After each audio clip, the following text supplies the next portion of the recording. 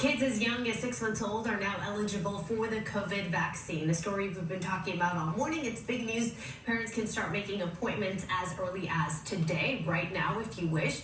We are expecting vaccinations in this age group to ramp up, with the White House making about 10 million doses available, and they say that is just the beginning.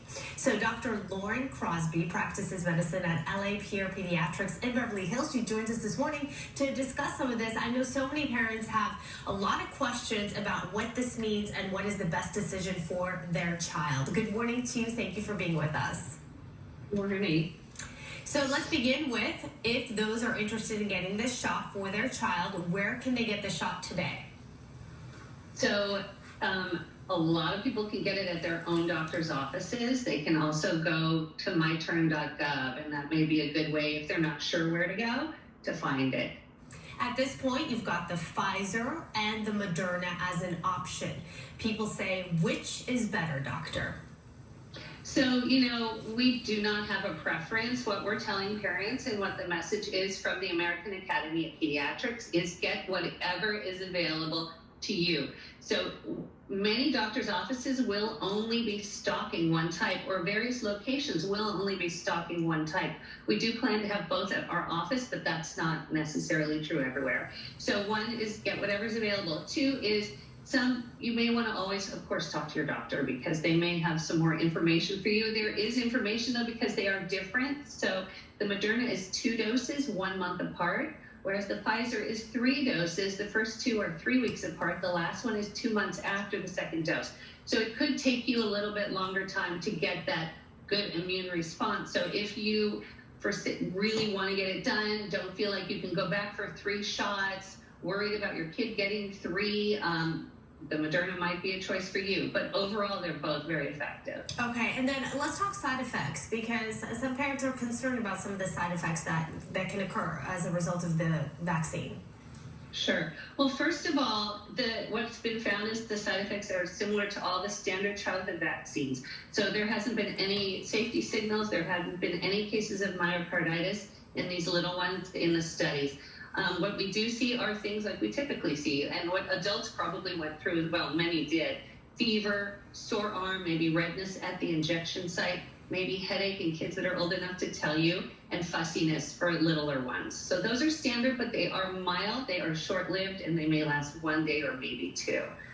What I hear some parents who are hesitant in this is say they want to wait. They want to wait a while before they have their younger children get this vaccine. What do you say to them? I say, what are you waiting for? Because, millions of doses have been given all over the world, and millions to kids in the United States. So this is just another group who is fortunate to now finally be eligible. Parents should know also the FDA and advisors went through a very rigorous process to approve these. Both are found to be safe and produced a very strong immune response similar to that seen in young adults, and both did reduce symptomatic infection as well as severe disease and hospitalization. I don't think there's anything to wait for. The other thing is a majority of young children, parents will say, who've been exposed or have already had COVID, have dealt with it. It's come and gone. What's the point now to get these kids vaccinated? Well, they should still get the vaccine. The vaccine, after recovery from infection, still provides very durable and longer lasting protection than just recovery alone. So that's something we call hybrid immunity. And variants keep coming, so we're going to need really good immunity. The best way is to still get vaccinated. Are there any studies that have yet been done, and maybe not so, because this is still relatively new, when you look at the long-term effects of having the vaccine or not getting the vaccine, getting COVID, and then recovering, and then the long-term effects that we see much later on, months or years down the line? That's another thing with vaccines. I mean, most side effects of any kind show up immediately after a vaccine, and typically within 2 months at most, but really early on, like in the first week. And we have so much experience giving vaccinations to children throughout the years, and also with the COVID vaccine over the last 1.5 years or so. So I don't really expect anything, whereas we know COVID can have long-term effects. And this vaccine has been shown in others and in the older ones. We expect the same with the littles to help reduce things like long COVID, which is a potential at any age, as well as MISC, the multi-system inflammatory syndrome in children.